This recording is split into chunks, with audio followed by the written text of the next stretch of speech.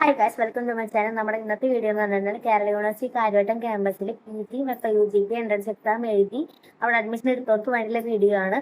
What next എന്നുള്ള ചോദ്യത്തിനുള്ള ഉത്തരവായിട്ടാണ് ഞാൻ പറഞ്ഞത്. മെയിൻ ആയിട്ട് നിങ്ങൾ 10 കാര്യങ്ങളാണ് ശ്രദ്ധിക്കേണ്ടത്. ഒന്നാമത്തെ കാര്യം അഡ്മിഷൻ കൺഫർമേഷൻ. കേരള യൂണിവേഴ്സിറ്റിയിൽ അഡ്മിഷൻ നിങ്ങൾ എടുത്തിട്ടുണ്ടെങ്കിൽ സ്പോട്ട് അഡ്മിഷൻ ആണെങ്കിലും അതേപോലെ മെമ്മോ വന്നിട്ട് ഇന്റർവ്യൂ വഴി കിട്ടിയ അഡ്മിഷൻ ആണെന്നുണ്ടെങ്കിലും അത് കൺഫേം ചെയ്യാത്തവരാണെന്നുണ്ടെങ്കിൽ അത് കൺഫേം ചെയ്യുക, തുടർന്ന് പഠിക്കാനായിട്ട് കൺഫേം ചെയ്യുക.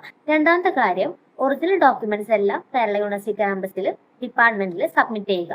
കൺസോളിഡേറ്റ്, പ്രൊവിൻഷണൽ, അതേപോലെ FIUGP ആണെന്നുണ്ടെങ്കിൽ 10+2 എന്നീ സർട്ടിഫിക്കറ്റ്സോ എന്നീ എല്ലാം സബ്മിറ്റ് ചെയ്യുക. മൂന്നാമത്തെ എന്ന് പറഞ്ഞു കഴിഞ്ഞാൽ എമിഗ്രേഷൻ ആൻഡ് മൈഗ്രേഷൻ സർട്ടിഫിക്കറ്റ് ഡിപ്പാർട്ട്മെന്റിൽ ഹാജരാക്കണം. നിങ്ങൾ കേരള യൂണിവേഴ്സിറ്റിയിലല്ല ഡിഗ്രി പഠിച്ചത്, കാലിക്കറ്റ് യൂണിവേഴ്സിറ്റിയിലാണെന്നുണ്ടെങ്കിൽ കാലിക്കറ്റ് യൂണിവേഴ്സിറ്റിയിൽ നിന്ന് കേരള യൂണിവേഴ്സിറ്റിയിലേക്ക് മൈഗ്രേറ്റ് ചെയ്യുന്നതെന്ന് കാണിക്കുന്നതിന് ഒരു പ്രൂഫാണ് മൈഗ്രേഷൻ സർട്ടിഫിക്കറ്റ്. ഈ എമിഗ്രേഷൻ സർട്ടിഫിക്കറ്റ് എന്ന് പറഞ്ഞാൽ നിങ്ങൾ കേരള യൂണിവേഴ്സിറ്റിയിൽ പഠിക്കാൻ യോഗ്യരാണ് എന്ന് തെളിയിച്ചുകൊണ്ടുള്ള സർട്ടിഫിക്കറ്റ് ആണ്. അത് പാളയം യൂണിവേഴ്സിറ്റി ഓഫീസിൽ നിന്ന് നിങ്ങൾക്ക് അത് അപ്ലൈ ചെയ്ത് കഴിഞ്ഞാൽ കിട്ടും. നാലാമത്തെ മെയിൻ കാര്യമാണ് ഹോസ്റ്റൽ. ഫസ്റ്റ് നമുക്ക് ക്യാമ്പസ് ഹോസ്റ്റൽ അഡ്മിഷൻ കിട്ടില്ല. അപ്പൊ അതുകൊണ്ട് നിങ്ങൾ എന്ത് ചെയ്യണം, നിങ്ങൾ നാട്ടിൽ നിന്നും ഇപ്പൊ പുറമേ ഉള്ളവരാണെന്നുണ്ടെങ്കിൽ നാട്ടിൽ നിന്ന് വരുന്നതിന് മുന്നേ തൊട്ടടുത്തുള്ള ഹോസ്റ്റൽസ്, ക്യാമ്പസിന് തൊട്ടടുത്തുള്ള ഹോസ്റ്റൽസ് ഏതാണോ അവരെ കോൺടാക്ട് ചെയ്തിട്ട് അവിടെ അഡ്മിഷൻ ഉണ്ടോ, അവിടെ വേക്കൻസി ഉണ്ടോ എന്ന് ചെക്ക് ചെയ്ത് ഉറപ്പ് വരുത്തിട്ട് നിങ്ങൾ അവിടെ ഒന്നെങ്കിൽ ഡൊണേഷൻ ഫീസോ എന്തെങ്കിലും അടച്ചിട്ട് ഫിക്സ് ആക്കിയിട്ടൊക്കെ നിങ്ങൾ നാട്ടിൽ നിന്ന് ഇങ്ങോട്ട് വരികയാണെങ്കിൽ എളുപ്പമാണ്. അപ്പോൾ നിങ്ങൾ അങ്ങനെ സ്റ്റേ ചെയ്യണമായിരിക്കും നല്ലത്. പിന്നെ നിങ്ങൾ എന്തായാലും ഹോസ്റ്റലിൽ അപ്ലൈ ചെയ്യാത്തവർ, ഹോസ്റ്റൽ അഡ്മിഷന് വേണ്ടിയിട്ട് വെബ്സൈറ്റിൽ കയറിയിട്ട് അപ്ലൈ ചെയ്യാത്തവരുണ്ടെങ്കിൽ അത് അപ്ലൈ ചെയ്യണം. അപ്ലൈ ചെയ്യാൻ അറിയാത്തവർക്കുള്ള വീഡിയോ ഞാൻ മുന്നേ ചെയ്തിട്ടുണ്ട്. അതേപോലെ ക്യാമ്പസിന്റെ തൊട്ടടുത്തുള്ള ഹോസ്റ്റൽസിന്റെ ഒരു വീഡിയോയും ഞാൻ ചെയ്തിട്ടുണ്ട്. താഴെ ഞാൻ ഡിസ്ക്രിപ്ഷനിൽ ലിങ്ക് കൊടുത്തേക്കാം. അഞ്ചാമത്തെ കാര്യം എന്ന് പറഞ്ഞു കഴിഞ്ഞാൽ ഫീസിന്റെ കാര്യമാണ്. ഏത് ഡിപ്പാർട്ട്മെന്റ് എടുത്തു കഴിഞ്ഞാലും അവിടുത്തെ ഫീസ് സ്ട്രക്ചർ എന്ന് പറഞ്ഞാൽ ഡിഫറെന്റ് ആണ്. ഇപ്പൊ ഹിസ്റ്ററി പോലെ ആവില്ല മലയാളം, മലയാളം പോലെ ആവില്ല സാൻസ്ക്രിറ്റ്. അപ്പൊ എല്ലാ ഡിപ്പാർട്ട്മെന്റും ഫീസ് ഡിഫറെന്റ് ആണ്. അപ്പൊ നിങ്ങൾ എന്ത് ഫീസ് അടയ്ക്കുകയാണെന്നുണ്ടെങ്കിലും അതിന്റെ റെസിപ്റ്റ് നിങ്ങൾ ചോദിച്ച് മേടിക്കണം. അത് നിങ്ങൾ സൂക്ഷിച്ച് വെക്കണം. ഒരു റെസിപ്റ്റും കളയരുത്. ഓക്കെ. ആറാമത്തെ കാര്യം സ്കോളർഷിപ്പ് ആണ്. റിസർവേഷൻ കാറ്റഗറീസിന് മാത്രമല്ല സ്കോളർഷിപ്പ് ഉള്ളത്. കുറേ പേര് റിസർവേഷൻ കാറ്റഗറീസിന് മാത്രമാണ് സ്കോളർഷിപ്പ് ഉള്ളതെന്നുള്ള ചിന്ത വെച്ചിട്ടിരിക്കുന്നവരുണ്ട്. എന്നാൽ അങ്ങനെയല്ല, ഒരുപാട് സ്കോളർഷിപ്പ് അവൈലബിൾ ആണ്. നമ്മുടെ ഡിഗ്രിയുടെ മാർക്ക് വെച്ചിട്ട്, അതേപോലെ +2 മാർക്ക് വെച്ചിട്ട് നമ്മൾ എന്തിനാണോ പഠിക്കുന്നത്. ഇപ്പം ഡിഗ്രിയുടെ മാർക്ക് വെച്ചിട്ടാണെന്നുണ്ടെങ്കിൽ നമ്മൾ MA ആണ് പഠിക്കുന്നത്. ഡിഗ്രിയുടെ മാർക്ക് വെച്ചിട്ട് നമുക്ക് MA നമുക്ക് സ്കോളർഷിപ്പ് അപ്ലൈ ചെയ്യാൻ പറ്റും. കുറേ ബാങ്കുകൾ സ്കോളർഷിപ്പ് ഒക്കെ പ്രൊവൈഡ് ചെയ്യുന്നുണ്ട്.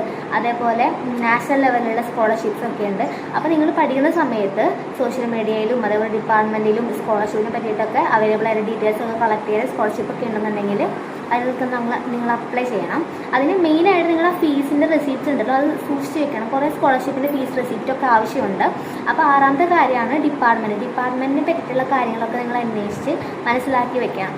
ആരാണ് HOD, എത്ര ടീച്ചർമാരുണ്ട്, എത്ര സ്റ്റാഫുകളുണ്ട്, എത്ര ക്ലാസ്, ലൈബ്രറി എന്നീ കാര്യങ്ങളും എല്ലാം നിങ്ങൾ മനസ്സിലാക്കി വെക്കണം. അതേപോലെ തന്നെ കോളേജിനെ പറ്റി നിങ്ങൾ മനസ്സിലാക്കി വെക്കണം.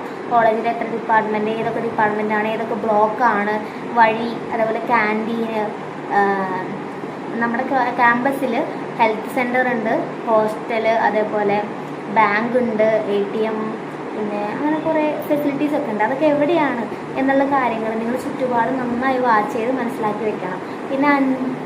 പിന്നെ എട്ടാമത്തെ കാര്യം എന്ന് പറഞ്ഞാൽ വാട്സപ്പ് ഗ്രൂപ്പാണ്. ഇപ്പോൾ ക്യാമ്പസായിട്ട് ബന്ധപ്പെട്ട വാട്സപ്പ് ഗ്രൂപ്പിലൊക്കെ നിങ്ങൾക്ക് ജോയിൻ ചെയ്യണം. പക്ഷെ അത് നിങ്ങൾ ശ്രദ്ധിച്ച് വേണം നിങ്ങൾ ജോയിൻ ചെയ്യാനായിട്ട്. കുറേ സ്കാമുകളൊക്കെ ഉണ്ട്. ഇപ്പോൾ ബേസിക്കായിട്ട് പറയുകയാണെന്നുണ്ടെങ്കിൽ നമ്മുടെ ഒഫീഷ്യൽ ഗ്രൂപ്പ് ഉണ്ടായിരിക്കും നമ്മുടെ ഡിപ്പാർട്ട്മെൻറ്റിന്, അതേപോലെ അൺഒഫീഷ്യൽ ഗ്രൂപ്പ് ഉണ്ടായിരിക്കും. പിന്നെ കുറേ പാർട്ടി ബേസ്ഡ് ഗ്രൂപ്പ്സാണുള്ളത്.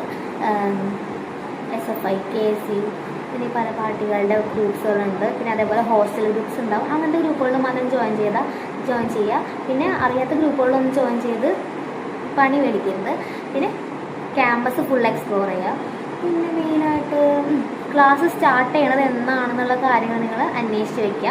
അപ്പോൾ അതിന് മുന്നേ ആയിട്ട് നിങ്ങൾ നാട്ടിൽ നിന്ന് നിങ്ങൾ എവിടെയാണോ താമസിക്കുന്നത്, കൊല്ലം തൊട്ടടുത്താണെന്നുണ്ടെങ്കിലൊക്കെ നിങ്ങൾക്ക് പോയി വരാവുന്ന ദൂരമേ ഉള്ളൂ. ഇപ്പോൾ കൊല്ലത്തല്ല, ഇപ്പോൾ കണ്ണൂർ, കാസർഗോഡ്, തൃശ്ശൂർ, എറണാകുളം ആ ഒരു ഭാഗത്താണെന്നുണ്ടെങ്കിൽ നിങ്ങൾ ക്ലാസ് തുടങ്ങുന്നതായിട്ടും ഒരു 2 ദിവസം മുന്നെങ്കിൽ നിങ്ങൾ ബാഗൊക്കെ പാക്ക് ചെയ്ത് നിങ്ങൾ എവിടെയാണോ ഹോസ്റ്റൽ നിങ്ങൾ സെലക്ട് ചെയ്ത് വെച്ചിട്ടില്ല അവിടേക്ക് വന്ന് സ്റ്റേ ചെയ്ത് ജസ്റ്റ് ഒന്ന് ചുറ്റും ഒന്ന് മനസ്സിലാക്കി വെക്കുക.